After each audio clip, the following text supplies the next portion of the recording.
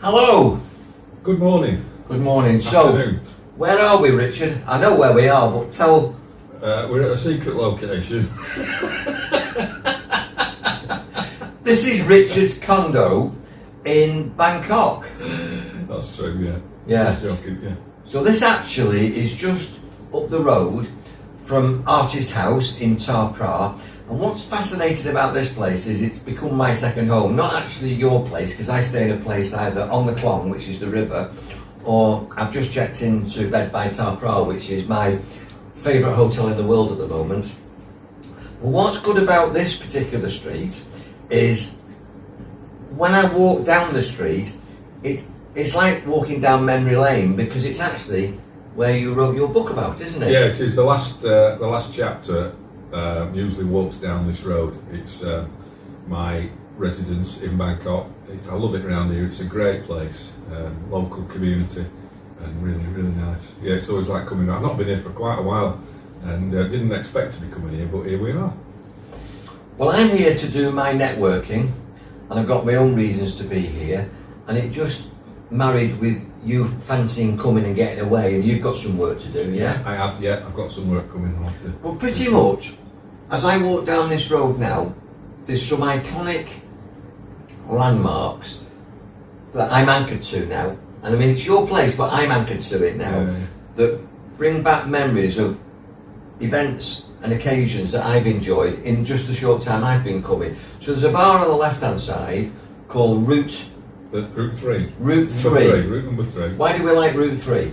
It's a great little local bar. There isn't only one bar in the street, and it's nice. Run by a friend of ours. If you go into our past recordings, we actually did... Don't dig too deep, will you? Yeah.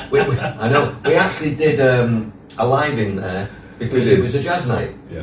And we were talking about music, live music, and we actually filmed it in that bar. And the lady that runs it is called Ty, and she has an open mic night most nights, and she's got guitars and other instruments, and she's actually got like egg shakers that are like maracas.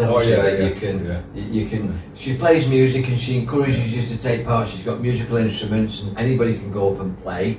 So I love that concept. We sing, and she makes pretty good food. Yes. And it's not expensive in there, and it's a friendly, warm place. And you like it because she's got a cat. Yeah, she has a cat. You know, I'm a cat person. Yeah. When I'm here, I'm missing me Ning Nong. I've had to leave Ning Nong behind, and always heartbroken. Now, I've not been introduced to this fella, and again, this is in the book. What's the book called? Give the book a plug. Muesli Slush. Get it in all good bookshops. There you go. If you go down the bottom of the street, the soy, on the right-hand side, there's a bloke that I've heard and seen. I didn't realise it was in your book until I read the book. The karaoke man. Yeah, he does. He's got a little shop down there, and I don't know whether he makes any money, but it looks like it used to be a bar, and now I don't think it is a bar. It's just a little karaoke shop, and he sits in there. When he feels like it, he opens it up and he puts the big karaoke machine on. He sits there and he just sings. And I was walking past one day, heard him singing a beautiful song, "The End of the World." Don't you know it's the end of the world? And it just really moved me. And he's in there all on his own, this old guy, and he's singing his heart out. And it's very. That's very what touching. I was aware of when I was staying on the Klong, and I came out turn right. He's on the left. And he's there looking at a screen, getting the words, and he's singing in English. Yeah, he is. Yeah, he's got a lovely voice. Yeah, it's a bit like listening to... the crooner. I was just about to say Frank Sinatra or Dean Martin or something like that. And it's not what you expect to hear. And it's just this guy in this little grotto of a place, and it's a little gem of a place. That's interesting. It is, yeah. So he's part of the last bit of the book, if you read it, and very moving, really. Yeah. To me. What else is in the book that's on this side? After that, there's he ends up walking down this soy into the sunset, and there's a little restaurant down there where you can get krapao. I wrote a poem in there, which is in the book. And further down by the canal, there's all sorts of stuff. The last penultimate chapter is kind of set around there. I think also you mentioned the BART bus. Yes, the lady with the red BART bus is a little old lady who runs a bus up and down this soy and probably goes to the the SkyTrain station, and it's 10 baht, and she's always trying to get customers in. So you kind of press ganging you into being a customer, and you don't want to be in much. And we've been on that bus. Yeah. And then of course, what's exciting is you go down the bottom of the road and you've got the Clong, the river, the canal, which is mad, full of fish, and there's this humpback bridge, and I've filmed this, and I think and the bikes go up and over, and it's a real adventure. Yeah, it's highly dangerous. It's very dangerous. No health and safety. It's a rat run between two big main roads, so the cars can't get through. But there's this bridge which for motorbikes, and it's more like scrambling across country. It's a steep 45-degree angle going up, a short piece on the top, and then down again. And it's highly dangerous. And you get people, tourists standing there in the middle taking selfies. And they're in risk of losing their life. These motorbikes coming. Well, I've been riding motorbikes for sort of 50 years, and I wouldn't like to put my motorbike over that humpback bridge. You see many of them they attempt it, they get halfway up, and they've not got enough power, and they'll slide back down and lose the bike. So it's an interesting place. And on the top of the bridge, you're looking obviously up the canal and down the canal. But if you look up the canal, on the left-hand side is the Airbnb that I stayed in, and on the right-hand side is the artist village, and that's where we're going next to get some lunch, isn't it? Yeah, we'll go down there. My favourite haunt. Always lovely down there. Always full of young people making all sorts of creative projects, painting and beads. It's a great place. There's beads and crystals, workshops, candles, all sorts of wonderful things. Woodcrafts, isn't there? Yeah.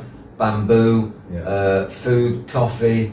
And I think they have workshops as well, don't they? Yeah. Do they actually have talking workshops, like seminars and talking stuff, meditation? Not that I know of, actually. Okay. That will be there's an opening there for you, Michael. Opportunity That'd be for me. Yeah, it's lovely upstairs actually in there because it's just seats and cushions all over the floor, and people go up there and just spend all afternoon painting and talking, and it's a great place. I go and work up there sometimes. And of course, we're in Thailand, and we always anchor to stuff from home. So we're sort of Manchester, Greater Manchester, Lancashire, aren't we? Yeah. So we've got what is this? What tea is this one? This is actually Lipton's. It's Lipton's tea, yeah, but quite often you get Yorkshire tea or PG tips, and we got jammy dodgers, like strawberry biscuits. So tea and biscuits is a must. Tea and biscuits. Very high on my list of requirements. Tea and biscuits. Absolutely, absolutely. So we've just been planning the way forward. We promised when we launched the brand that we were going to do more lives, or we're going to do lives, and we've had a challenge because YouTube are quite funny on lives, and you've got to hit certain requirements, and we haven't hit them yet. But we're going to bring you along, and hopefully you're going to help us achieve these goals so that we can do the lives. And we need to master the technology to enable us to do it, because it's on my account, your admin. So we need to sort that out, and we're going to do that during September, October. And there's plenty of places that we've planned trips to go to, and we want you to join us. And if you communicate with us, if ever you had the opportunity to come to Bangkok, where would you go? What would you want to see? Well, we're here, we can go, and we can show it to you. That's the idea, isn't it? That's the idea. Give you our little view of the world, which is a little bit of a, it's off at a tangent, which is great, which is where we should be. We've always said that we're like chalk and cheese, but we're actually fit very well together in terms of my point of view, your point of view, different aspects of attention, different perspectives on life, but we're very similar, but we're not the same. And I think it's embrace the similarity. I mean, I never say that I'm right, you don't say that I'm right, I don't make Richard wrong, I don't say that, and I think that's a massive lesson in friendships. It is, Look for things that you can agree on. Yeah, that's right. We do differ on certain things, but we ignore that, and we've got a fantastic friendship here, and it's very valuable. I know it is to me, and I know it is to you as well, Very Michael. much so. It's great. We're experiencing the world together and through our eyes, and that's what we're trying to do with this channel. Really, is we're not. It's not a travelogue. We're not telling you the places to go. Really, we're just showing you the way we see the world. That's what it's about, and it might not be the way you see it, and everybody's different, and that's what's interesting. I think what would be really good wherever you're viewing this, and I'll put this on a number of platforms, which predominantly for the Muesli and Mike YouTube channel, is in the comments where you can. If there's things of interest where you live, and if you photograph it or video it, put it in the comments box. You can post little 1 minute videos in the comments box of, you know, your cat, your coffee shop, your park, your local area, you and your friends. You know, you're sort of coming into our, well, Richard's lounge. Invite us into your lounge. And it's not about the big things, it's about little things, little details, about just, it might be a little old lady selling donuts, anything, you know. It's not about the exotic locations, it's not about that. We don't do that really, do we? No, we don't do that. We're trying not to do that. It's about people. It's about people and human stories. That's what this is about. That's what we're trying to do. It's about, I'm going to use the word, and I've stolen it from you, it's about the gleam. Yeah, it is. Explain the gleam, because people might have just watching this and haven't seen us from the beginning and don't know much about the Muesli Slutch. What's the pilgrimage to find the gleam? So explain it. Well, the gleam was, it comes from a poem by Tennyson, Merlin and the Gleam.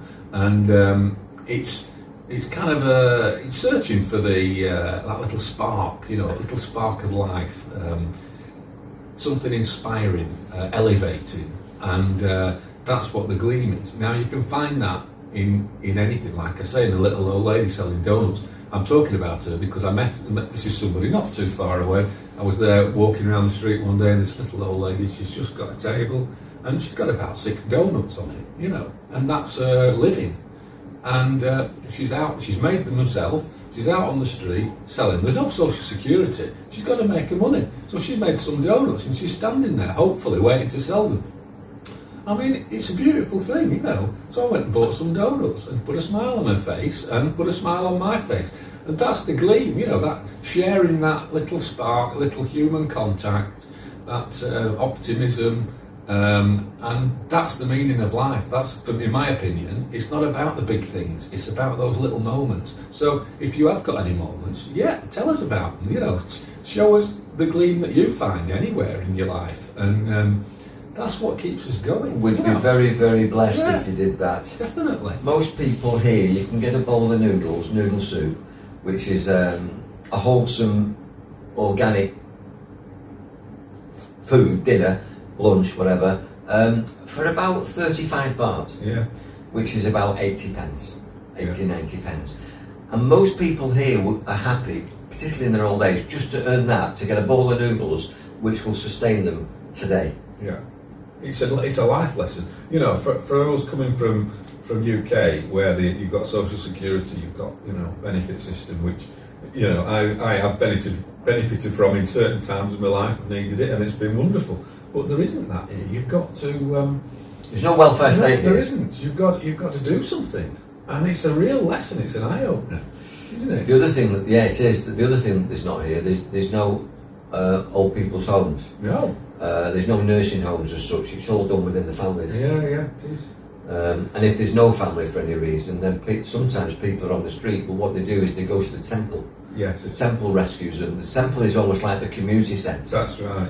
And they'll go and the temple will feed them, and that's why I quite often do a lot of charity work and you do as well, give money from our merit for blessings, so that money can then feed other people. And in fact, I do work with a guy, can't think of his name now, that's he plays the guitar and he raises money to buy coffins, so that people can be buried with dignity, because quite often they're penniless. You know, and it's not always about the money. It's about just giving somebody time. You know, being present with them. Absolutely correct. And looking in their eyes and connecting with them, and you know, just give them the feeling that I'm the same as you. You know, we're all on this planet. We're all trying to make our way through it, and it's that recognition of humanity. That's what it's about for me, anyway, mostly. Very much so, yeah. So we haven't really got an agenda for today. There's some things that you've got to do, you're committed to do, in the same way that I've made some commitments to meet some people, which is why I've come over here. because I always say if you need a chat, I'm here for that, and people go, okay, when can we chat? So very often I talk online and then I connect with them in person, and I've made a few connections with people in the Bangkok area, so that's what I'm doing now, and I'm back again in 2 weeks to do the same. But how often, what's your split now in terms of Bangkok and Hua Hin? Well, I've had quite a period in Hua Hin. I was sick. I had double COVID, and I kind of battened down the hatches and went to my place in Hua Hin where I've got medical support there. But and I'm off for a few weeks to Europe, which is going to be nice soon. But then, kind of the end of the year, I'll be back here mostly because I've got customers renting my property in by the seaside. So. Yeah, so kind of November through till about May, I'm going to be up here a lot. So, you know. Yeah. Well, the next video that we put out will actually be all about tarot. And what we'll probably do tonight or tomorrow or this afternoon, we haven't got a schedule for it, is I'm going to be getting my tarot out in a coffee shop. And you're going to be introducing me to a deck that you've created. So we won't tell any more about that. But watch this space in the next 48 hours, because we'll post a video very close to you seeing this, all about tarot, and actually talking about your bespoke design tarot deck that's unique to you. That's going to be interesting. It's in development, it's not finished yet, it's not right yet, but it's fascinating. What we're intending to do is go into a coffee shop and actually just share it with each other, and that will always attract other people, and then we'll be able to tell some stories there, because life's all about stories. Yeah, I think so. I mean, Michael's a brilliant tarot reader, and I'm not a reader at all. I'm a designer, but I mean, I use them in my own way. So it's going to be very interesting for me to actually talk about tarot to an expert who's been, using it for a long, long time. I appreciate that. Very good. Thank you. Yeah, you actually came on a training course that I ran, and you're good yourself, aren't you? And I think you were telling me, without betraying any confidences, that you had an individual the other night that said pull a card for you. You did, and it was spot on. And you pulled a card for yourself as well, didn't you? I did, yeah. But it was funny. When I pulled, I was asked to pull a card, and I knew. I mean, that's never happened before to me, but because I've designed this new deck, and I knew instantly which card was going to be pulled, and it was. She pulled a card out of 50 cards, and it was the one I knew it was coming, which is really amazing. We'll talk about that and reveal that in our next session. Thanks for watching. Okay.